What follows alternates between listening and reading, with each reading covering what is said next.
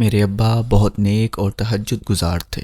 روزانہ یتیم اور بے سہارا لڑکیوں کی شادی کرواتے تھے۔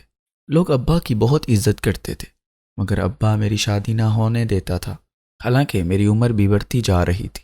ایک دن ابا ایک چھوٹی لڑکی کو بیاہنے کا انتظام کر رہے تھے کہ چپکے سے اس لڑکی کی جگہ میں بیٹھ گئی اور ابا نے مجھے ہی وہ لڑکی سمجھ کر بیاہ دیا۔ میں خوش تھی بہت شادی کر کے۔ دلہن بنی کمرے میں بیٹھی تھی۔ جب دلہا کمرے میں آیا تو چیخیں نکل گئیں، کیونکہ وہ تو میں عابد علی کی بیٹی ہوں۔ میرے ابو اپنے گاؤں کے معزز ترین شخصیت تھے۔ وہ گاؤں اور گرد و نواح کی بے آسرا اور غریب والدین کی بچیوں کو بیاہتے تھے۔ وہ یہ نیکی کا کام بہت خفیہ طریقے سے کرتے تھے۔ گاؤں کے لوگوں کو بھی کبھی شادی پر نہیں لے کر جاتے تھے، یہاں تک کہ وہ مجھ سے بھی ہر بات خفیہ اور راز رکھتے تھے۔ آج بھی وہ شادی پر جانے کے لیے تیار ہو رہے تھے، مگر آج میرا بھی شادی پر جانے کو بہت دل کر رہا تھا۔ میں جانتی تھی کہ اگر میں نے ابو سے کہہ دیا کہ مجھے ساتھ لے چلیں تو وہ کبھی بھی مجھے ساتھ لے کر نہ جاتے، اس لیے میں خود ہی تیار ہو چکی تھی۔ میرا سجنے سنورنے کو بھی دل کرتا تھا، کیونکہ میں نے اپنی شادی کے لیے جو کپڑے بنا کر رکھے ہوئے تھے وہ پڑے پڑے خراب ہو رہے تھے، لیکن میری شادی کا ابھی تک کوئی امکان نظر نہیں آ رہا تھا۔ میرے ابو یوں تو میری ہر بات مانتے تھے، مجھ پر جان نثار کرتے تھے۔ اگر میں خواب میں بھی کچھ بڑبڑا دیتی تو ابو میرے اٹھنے سے پہلے ہی وہ چیز حاضر کر دیتے تھے۔ میں نے اپنا بنارسی خوبصورت سا لباس پہن لیا تھا۔ ابو جب تیار ہو کر آئے تو مجھے دیکھ کر ششد رہ گئے۔ وہ بولے، ردا تم کیوں اس طرح سج سنور کر کھڑی ہو؟ میں بولی، ابو میں بھی آپ کے ساتھ ان شادی پر جانا چاہتی ہوں، تنہا گھر میں رہ رہ کر دل گھبرانے لگا ہے۔ ابو بولے، کس شادی کی بات کر رہی ہو تم؟ میں بولی، ابو آج جن لڑکیوں کی شادیاں کروانے جا رہے ہیں ان کی شادی پر جا رہی ہوں۔ ابو کے چہرے کا رنگ بدل گیا تھا۔ وہ بولے، تم جانتی ہو نا بیٹی، میں اپنے کام میں ساتھ کسی کو بھی نہیں لے کر جاتا تھا، تم اپنی کسی سہیلی کی شادی پر چلے جانا۔ ابو کی بات سن کر میرا دل چھن سے ٹوٹ گیا تھا۔ نہ چاہتے ہوئے بھی میں ابو سے گلا کر بیٹھی تھی۔ میں بولی، اگر ابھی تک میری شادی نہیں ہوئی تو اس کا کیا مطلب ہے کہ میری کسی سہیلی کی بھی شادی نہیں ہوئی؟ ابو میری ساری دوستوں کی شادیاں تو 5 سال قبل ہو چکی ہیں، ان کے تو 2 بچے بھی ہیں، وہ دوسرے شہروں میں بیاہ کر چلی گئی ہیں، جبکہ میں تنہا رہ گئی ہوں۔ میری باتیں سن کر ابو کی آنکھوں میں آنسو آ گئے تھے۔ انہوں نے میرے سر پر ہاتھ رکھ دیا تھا۔ مجھے زندگی میں پہلی بار ان کے چہرے پر بہت زیادہ فکر اور مایوسی ایک ساتھ نظر آ رہی تھی۔ ابو بولے، بیٹی میں تم سے بہت شرمندہ ہوں۔ اتنا کہہ کر وہ گھر سے باہر چلے گئے، جبکہ میں اپنے بنارسی لباس میں ملبوس پھوٹ پھوٹ کر روتی رہی تھی۔ میں آئینے کے سامنے کھڑی اپنے چہرے کو بغور دیکھنے لگی تھی۔ اب میرے چہرے سے رونق بھی جا رہی تھی، بالوں میں چاندی اتر آئی تھی۔ میرا بھی دل کرتا تھا کہ اپنی سہیلیوں کی طرح میرا بھی گھر بس جائے، میرا بھی گھر ہو، بچے ہوں، مگر لگتا تھا کہ یہ سب اس زندگی میں ممکن نہیں ہے، کیونکہ میری ماں تو زندہ نہیں تھی۔ وہ زندہ ہوتی تو میرا غم کرتی۔ اگر اسے بھی میرا احساس نہ ہوتا تو میں زبردستی ہی اسے احساس دلا دیتی، مگر باپ کے سامنے منہ سے ایسی بات نکالتے ہوئے حیا آتی تھی۔ میں اس بات پر یہ حیران تھی کہ جو انسان دوسروں کی بیٹیوں کا غم خوار ہے، جب اسے علم ہوتا ہے کہ فلاں جگہ پر کنواری بیٹی بیٹھی ہے تو وہ فوراً وہاں پہنچ جاتا ہے، تو پھر اسے اپنے کنواری بیٹی کا خیال کیوں نہیں آتا؟ یہی باتیں سوچ سوچ کر میں کڑھتی رہی تھی، روتی رہی تھی۔ دل کا غم آنسوں کے ذریعے بہہ گیا تو میں اٹھ بیٹھی تھی۔ میں نے اپنا لباس تبدیل کر لیا تھا، منہ ہاتھ دھو کر گھر کے کاموں میں مصروف ہو چکی تھی۔ مغرب کے وقت ابو جب گھر آئے تو انہوں نے مجھے حشاش بشاش پایا تھا۔ میرے پاس آ کر بیٹھ کے اور میرے سامنے جلیبیوں کا شاپر رکھ دیا اور بولے، یہ میں خاص تمہارے لیے لے کر آیا ہوں۔ ابو جانتے تھے کہ جلیبی میری کمزوری ہے، وہ جب بھی کسی شادی سے لوٹتے تو میرے لیے جلیبی ضرور لاتے تھے۔ میں نے وہ شاپر پکڑ لیا تو ابو نے میری ہتھیلی پر 10,000 رکھ دیے اور بولے، اس سے اپنی کوئی من پسند چیز لے لینا۔ میں نے وہ پیسے خوشی خوشی رکھ لیے تھے، کیونکہ پڑوسن ساتھ انٹی نے مجھے بتایا تھا کہ بازار میں نئے طرز کے برتن آئے ہیں۔ میں نے سوچا کہ ان کے ساتھ جا کر لے آؤں گی اور اپنے جہیز کے لیے وہ برتن خرید لوں گی، کیونکہ جلد یا دیر سے شادی تو میری ہو ہی جانی تھی۔ اس لیے میں نے سوچا کہ چلو برتن تو جمع کر لوں۔ میں نے اگلے ہی روز انہیں اپنے گھر پر بلا لیا تھا۔ ابو گھر پر ہی تھے۔ میں نے ابو کو بتا دیا تھا کہ میں چند برتن لینے بازار جا رہی ہوں۔ ابو نے اجازت دے دی۔ جب انٹی ہمارے گھر آئیں تو میں جلدی سے کچن میں چائے بنانے کے لیے چل پڑی تھی۔ تب وہ پڑوسن انٹی ابو سے کہنے لگی، آبا صاحب، لوگوں کی بیٹیوں کی شادیاں کیے جا رہے ہیں، جبکہ اپنی بیٹی کی طرف سے آنکھیں موند کر بیٹھے ہیں۔ ہماری لڑکی بھی شادی کی عمر کو پہنچ چکی ہے۔ میں ایک دم سے مضطرب ہو چکی تھی کہ نہ جانے ابو اب کیا جواب دیں گے۔ ابو بولے، بہن اس کا بھی بندوبست کر رہا ہوں، مگر کوئی مناسب رشتہ ہی نہیں ملتا۔ تم تو جانتی ہو نا میری ردا بن ماں کی بچی ہے، اس لیے مجھے اس کی بہت فکر رہتی ہے۔ میں اس کے لیے ایسا لڑکا ڈھونڈ رہا ہوں جو اسے غم نہ دے۔ بہن، میں نے پچھلے کئی سالوں میں بہت سی شادیاں کروائی ہیں، میں ارد گرد سے بہت بخوبی واقف ہوں۔ میں جانتا ہوں کہ شادی کے بعد لڑکا فرعون بن جاتا ہے، بس اسی وجہ سے میں اپنی بیٹی کو گھر پر بٹھایا ہوا ہے۔ اس سے پہلے کہ ابو کچھ کہتے، گھر کے دروازے پر دستک دے کر ابو کے ایک دوست گھر چلے آئے تھے۔ وہ ابو سے عمر میں چند برس بڑے تھے۔ میں ان کو ماموں کہہ کر پکارتی تھی۔ ابو نے ماموں سے کہہ رکھا تھا کہ تم جب کی چاہے ہمارے گھر آ جایا کرو، کیونکہ میری بیٹی کا تم سے کوئی پردہ نہیں ہے۔ ہو تو تم میرے دوست، مگر میری بیٹی تمہیں اپنا ماموں کہتی ہے تو مجھے بڑی خوشی ہوتی ہے۔ میں نے کچن سے نکل کر ماموں کو سلام کیا تھا، انہوں نے میرے سر پر ہاتھ رکھ دیا اور بولے، ردا تم میری پیاری بچی کیسی ہو؟ میں بولی، میں تو بالکل ٹھیک ہوں، آپ کیسے ہیں؟ وہ ہنس کر بولے، بہت خوش نصیب ہوں، کیونکہ عمر کے اس حصے میں بھی نیکی کا کام کر رہا ہوں۔ میں نے انہیں بھی چائے پیش کی تھی، پھر میں اور انٹی بازار چلی آئیں۔ انٹی بولی، بیٹی میں تمہارے ابو کی بات سمجھ چکی ہوں، وہ تمہارے معاملے میں بہت حساس ہیں، کیونکہ تم ان کی اکلوتی بیٹی ہو۔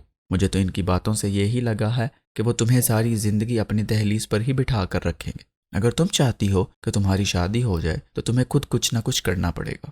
میں حیران ہوئی تھی اور بولی، انٹی میں آپ کی بات کا مطلب نہیں سمجھی، آپ کیا کہنا چاہتی ہیں؟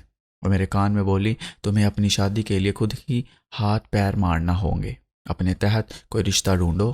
بلکہ میں بھی آس پاس نظر دوڑاتی ہوں، جیسے ہی کوئی مناسب رشتہ مل گیا میں تمہارے ابو کے سامنے لے آؤں گی۔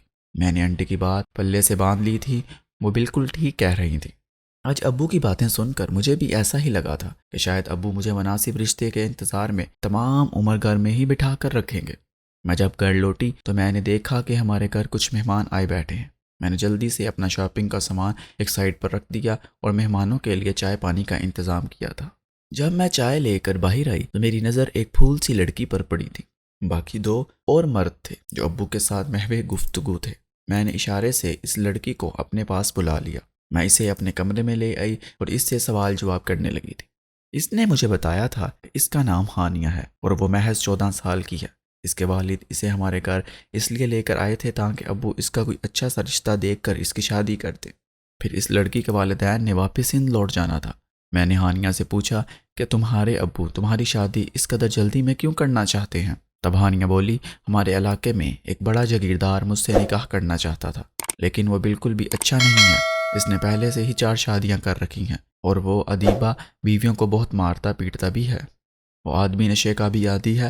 میں اپنے والدین کی اکلوتی اولاد ہوں، اس لیے وہ مجھے اس سے چھپا کر یہاں لے آئے ہیں۔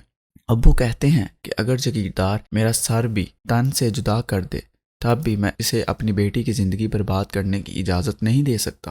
اس لڑکی کی آنکھوں میں آنسو آ گئے تھے، چہرے پر فخر در آیا تھا۔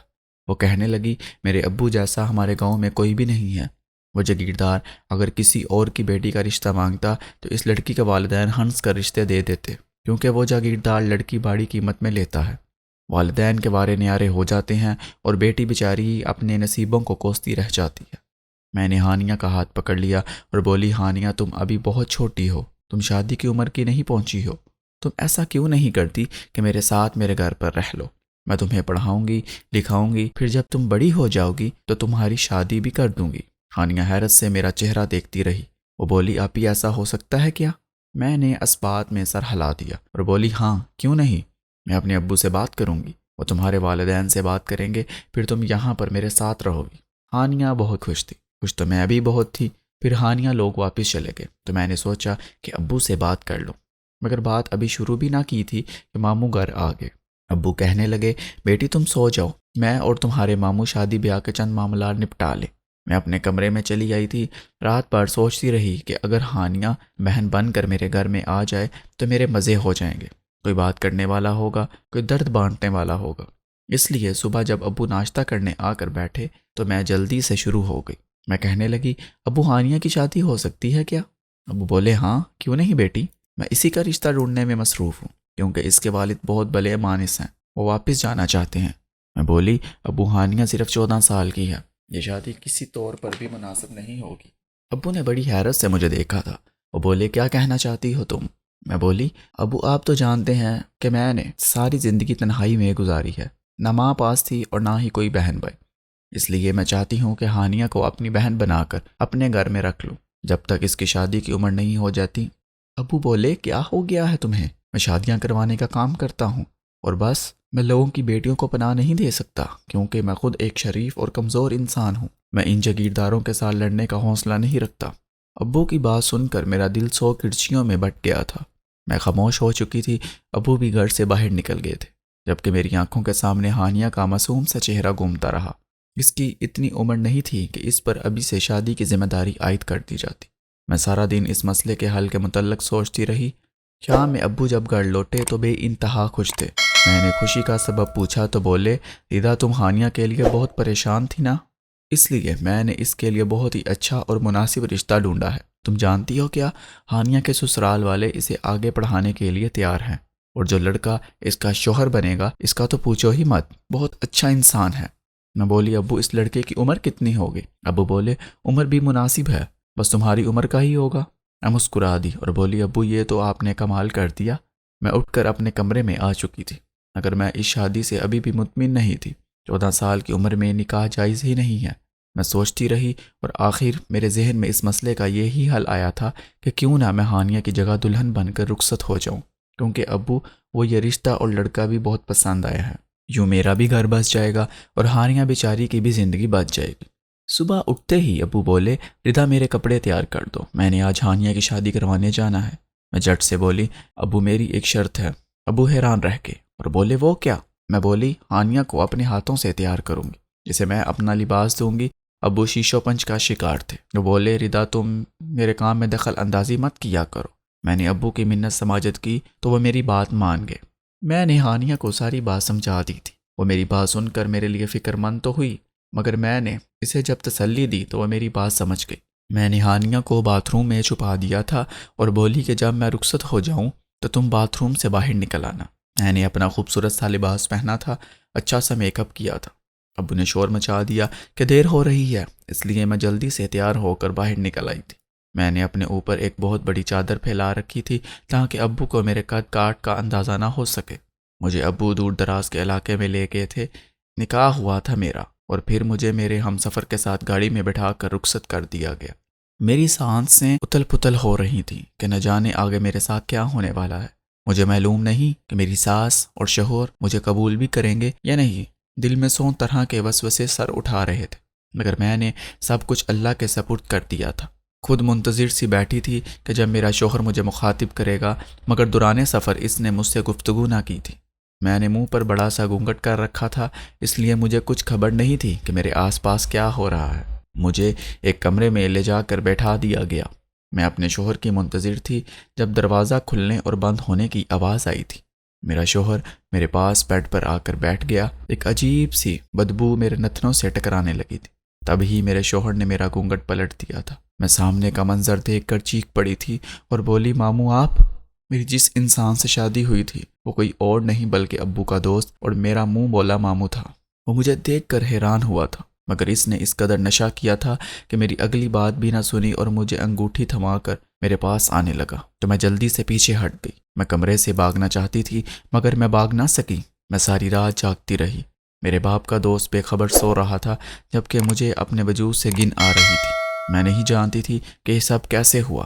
صبح کے وقت میں نے ابو کو گھر میں داخل ہوتے ہوئے دیکھا تھا، وہ لٹی پٹی سی حالت میں تھے۔ میں جلدی سے کمرے سے باہر آ گئی۔ ابو باہر صحن سے ہی پاگلوں کی طرح صدا دیتے آئے تھے، امجد امجد کہاں ہے تو؟ میری بیٹی نہیں مل رہی۔ ابو لاؤنج میں داخل ہوئے تو مجھے دیکھ کر ششت رہ گئے تھے۔ میرے بکھرے بال اور روئی ہوئی آنکھیں دیکھ کر وہ لرز گئے تھے۔ بولے، بیٹی تم یہاں کیسے؟ میں بولی، ابو یہ سب کیا ہے؟ میں اس شخص کے گھر کیسے پہنچی؟ میں نے تو خود کو ہانیہ کی جگہ دلہن بنایا تھا۔